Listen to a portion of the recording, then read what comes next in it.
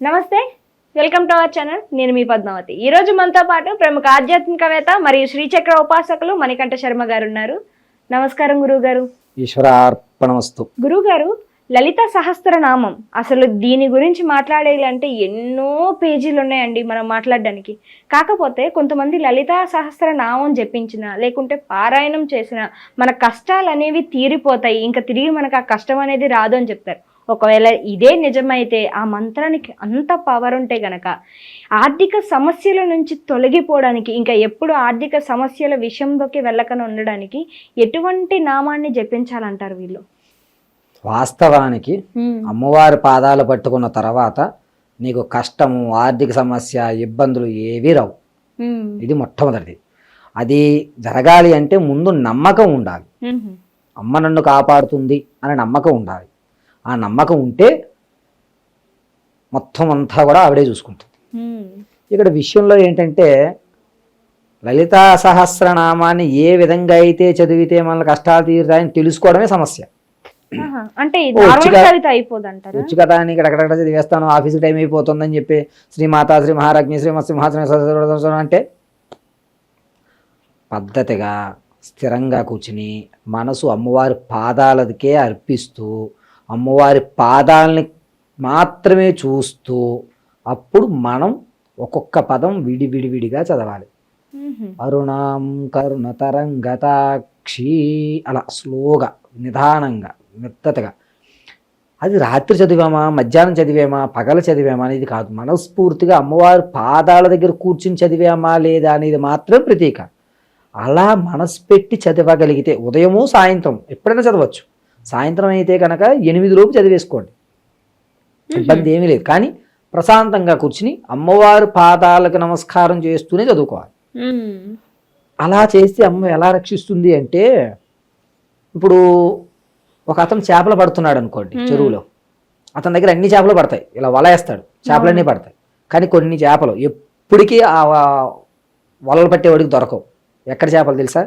అతని పాదాల దగ్గర కొన్ని చేపలు ఉంటాయి. వాడు వల ఇలా వేయడుగా, ఇలా వేస్తాడు పైకి వేసినప్పుడు అందులో ఉన్న చేపలు పడతాయి. ఇతని పాదాల దగ్గర ఉన్న చేపలు ఎప్పటికీ వాటికి హాని అనేది జరగదు. అలా నువ్వు అమ్మవారి పాదాలు అలా పట్టుకుని ఉంటే నీకు హాని అనే మాటే ఉండదు, ఆర్థిక సమస్య అనేటువంటిది రాదు.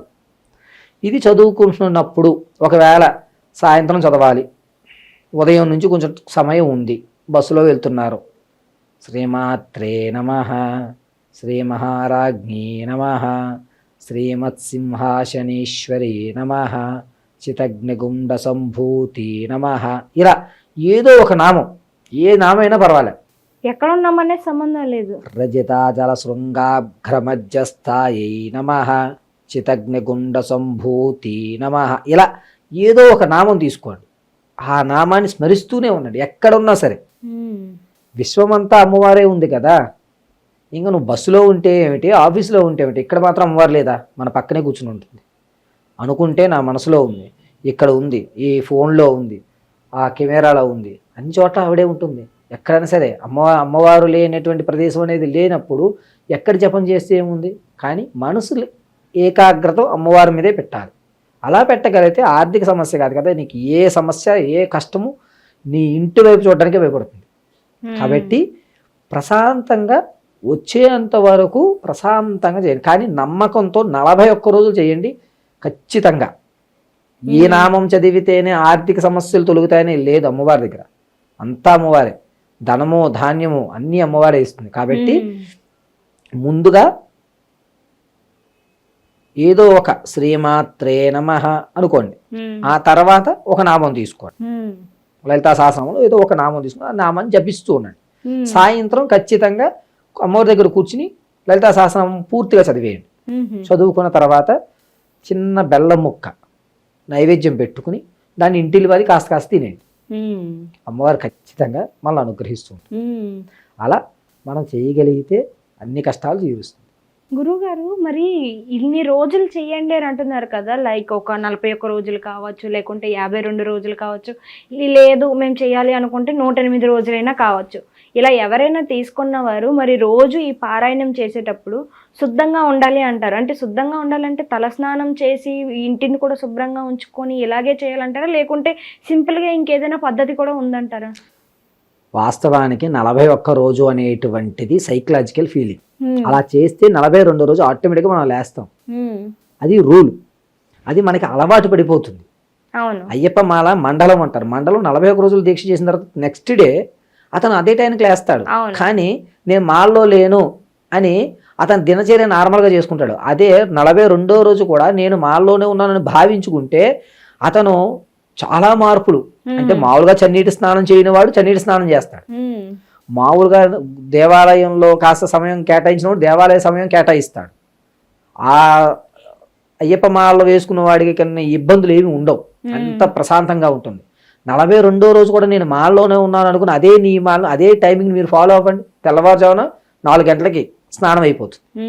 మామూలు రోజులో 8 గంటలకు స్నానం చేయండి, సరిపోయిందండి. ఇలా 41 రోజు అనేటువంటిది చేయడం వల్ల మనము దాని మీద పట్టు సాధించడానికి అవకాశం ఉంటుంది. ఇది ప్రథమం. రెండోది సంకల్పము. అంటే ఇప్పుడు మనం 10th క్లాస్ చదువుతాం అనుకోండి, 1 year ఆ 10th క్లాస్ సబ్జెక్ట్స్ రాసేస్తాం. ఎగ్జామ్స్ రాసేసిన తర్వాత మళ్ళీ 10th బుక్స్ తీయం, ఇంటర్మీడియట్ బుక్స్ తీసుకుంటాం. అంటే మన స్టేజ్ పెరుగుతుంది. ఇక్కడ ఏమవుతుంది అంటే కనుక 41 రోజులు దీక్షగా చేస్తున్నప్పుడు నియమంగా చేసామనుకోండి, ఆ పట్టు సాధించుకుని నాలిక్కి మన ఆలోచనకి బలం పుంజుకుంటుంది. ఎప్పుడు నీ ఇల్లు శుభ్రంగా ఉండి నీ ఆలోచన శుభ్రంగా ఉన్నప్పుడు. మనం చక్కగా స్నానం చేసి పెర్ఫ్యూమ్స్ కొట్టుకున్నాం అనుకోండి, మనం ఒక తెలియనటువంటి ఉత్సాహంగా ఉంటుంది మనకి. అదే 11ంటికి స్నానం చేసి 12ంటికి బయటికి రండి, చికాకుగా అనిపిస్తుంది. తెల్లవారుజామున స్నానం చేసి వచ్చిన ఆ ఫ్రెష్నెస్ ఇక్కడ ఉండదు. అందుకోసం ఈ 41 రోజుల్లో ఖచ్చితంగా ప్రారంభం చేసే మొదటి రోజు తలస్నానం చేయాలి, అది ఖచ్చితం. మళ్ళా చివరి రోజు తలస్నానం చేసి ముగించుకోవాలి. ఈ మధ్యలో మీ యొక్క వెసులుబాటుని చూసి చేయండి. ఎలాగైతేనే నేను చేస్తాను నీకు పని, ఎలా అయితే నేను చేయను అనే అమ్మవారు మాట ఏమి ఉండదు. కానీ ఆ వాతావరణం ప్రశాంతంగా పరిమళంతో అందంగా ఉంటుంది కాబట్టి మన ఆలోచనలు బాగుంటాయి. అప్పుడు మనం చదువుకోవడానికి అమ్మవారి మీద ధ్యాస పెట్టడానికి అవకాశం ఉంది. కాబట్టి శుభ్రంగా ఇల్లు శుభ్రం చేసుకోండి, ధూపం వేసుకోండి, పాజిటివ్ ఎనర్జీ ధూపం వేసుకోండి, ఇలా చదవండి అని చెప్తారు. సో ఇలాగే చదవాలని రూల్ ఏం లేదు. కానీ మొదటి రోజు చివరి రోజు మాత్రం ఖచ్చితంగా ఇల్లు తడిగొట్ట పెట్టుకోవాలి, తలస్నానం చేయాలి, ఇల్లు శుభ్రంగా ధూపం వేయాలి, అమ్మవారి దగ్గర కూర్చుని ముగ్గు వేసి నైవేద్యం సమర్పించాలి. మిగిలిన రోజులు మీ ఊరు. ఇంకొక విషయం ఏంటంటే, అమ్మవారి ధ్యానం చేస్తున్నప్పుడు తెలుసుకోవాల్సిన నియమం ఏంటంటే, మీకు ఎన్ని సమస్యలైనా ఉన్నవండి, ఒకటి అమ్మవారు కళ్ళు మాత్రమే చూస్తూ జపం చేసుకోవడం, 2 అమ్మవారి పాదాలని పట్టుకుని ఆచరించడం, 3 ఇంకా ఈ సమస్యలు నేను కొట్టిమెట్టాడుతున్నాను, ఇంకా నాకు ఏ దారి తోచట్లేదు అనుకున్నప్పుడు అమ్మవారి ముక్కు పొడకను చూసి నమస్కారం చేసుకుని ఈ లలితా సహస్రనామం చదవాలి. ముక్కు పొడక్కి, అమ్మవారి ముక్కు పొడక్కి అంత విశిష్టత ఉంటుంది. అదేంటి ముక్కు పొడక్కి ఉన్న విశిష్టత ఏంటో మేము తెలుసుకోవచ్చా గురుగారు? విజయవాడలో కనకదుర్గ అమ్మవారే ముక్కు పొడక కావాలని తెప్పించుకుంది. ముక్కు పొడక అనేటువంటిది అమ్మవారికి బాగా ఇష్టమైనటువంటి వ్యవస్థ. ఆ ముక్కు పొడకను చూసి పరమశివుడు ఆనందదాయకంగా అమ్మవారిని చాలా చాలా అందంగా అనిపిస్తున్నావు అన్నటువంటి వ్యవస్థలో పరమశివుడు పార్వతీదేవిని అన్నాడట. ఏమి కేవలం ముక్కు పొడక పెట్టుకున్న సౌందర్యాన్ని చూసి. అప్పటి వరకు కాత్యాయిని, పరమేశ్వరి ఇలా పిలిచేటువంటి ఆయన ఓ కాళీ అని పిలవడం మొదలుపెట్టాడు. ఓ కాళీ అంటే ఓ నల్లపిల్ల అని. అంటే నల్లగా ఉన్నటువంటి పార్వతీదేవి ఆ ముక్కు పొడక పెట్టినప్పుడు ఆ యొక్క రత్నాల యొక్క వెలుగు ఏ విధంగా ఉందో అది చూసి ఆనందభరితంగా నల్లటి మేఘాల్లో తెల్ల మెరుపు అలా కనబడితే ఎంత ఆనందపడతామో మనం, అలా అనిపించిందట అమ్మవారు పరమశివుడికి. అందుకని ముక్కు పొడకి ప్రాధాన్యత. ఇప్పుడు కలియుగాంతంలో కూడా అమ్మవారి ముక్కు పొడక దగ్గరికి నీళ్ళు వస్తే ఆ ముక్కు పొడక అంత విశిష్టత ఉంటుంది. కాబట్టి అమ్మవారు ఏ సమస్యనా ఉండవండి, అది ఆర్థికమా, ఆరోగ్యమా, లేకపోతే కోర్టు వ్యవహారమా, ఏ విషయమైనా సరే ముక్కు పొడకను చూసి నమస్కారం చేసి లలితా సహస్రనామం చదవగలిగితే ఖచ్చితంగా 100కి 100% నిజంగా గురువు గారు చాలా చక్కగా వివరించారు.